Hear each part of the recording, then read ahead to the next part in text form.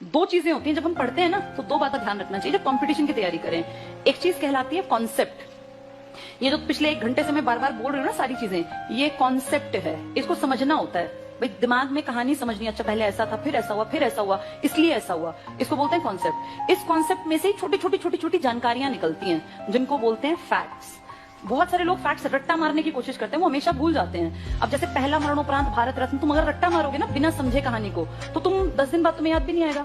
लेकिन जिसको पता है कि अच्छा शास्त्री जी विदेश जाके मरे तब ये शुरू हुआ था, राजीव गांधी 31 को क्यों बना था, क्योंकि 31 को उनकी माता जी का देहांत हुआ था। जैसे चीजों को समझ के पढ़ोगे ना, जानकारियां लोगे, तो फैक्ट्स याद रहेंगे। सीधे रटोगे तो तुम्हें याद होगा ही नहीं। जैसे नॉनसेंस चीज कैसे याद होगी? अब सबसे युवा, सबसे बुजुर्ग ऐसे रटने से तो कुछ दिन बाद भूल जाएंगे। लेकिन जिसको इतिहास की समझ है, जिसको पॉलिटिक्स की समझ है, वो नहीं भूलेगा। उसको कहानी पता है कि ऐसा हुआ था, फिर ऐसा हुआ था, फिर ऐसा हुआ था। अब सबसे कम दिनों का प्रधानमंत्री जो 2 पीएम्स के मरने के बाद आया, ये रटने की चीज नहीं है, हमें पता है उसका नाम क्या था, नंदा। नंदा जी 2 मौत हुई थी आपके देश में, किस किस की? नेहरू और शास्त्री, पहले दूसरे दोनों थे, इनकी मौत के बाद आए। तो इस तरह चीजों में को फैक्ट्स बोलते हैं, छोटी जानकारी। भाई यंगेस्ट, ओल्डेस्ट, पहली महिला, 17 बार तिरंगा, 16 बार तिरंगा, ये फैक्ट्स हैं। लेकिन इससे पहले क्या सीखना पड़ता है?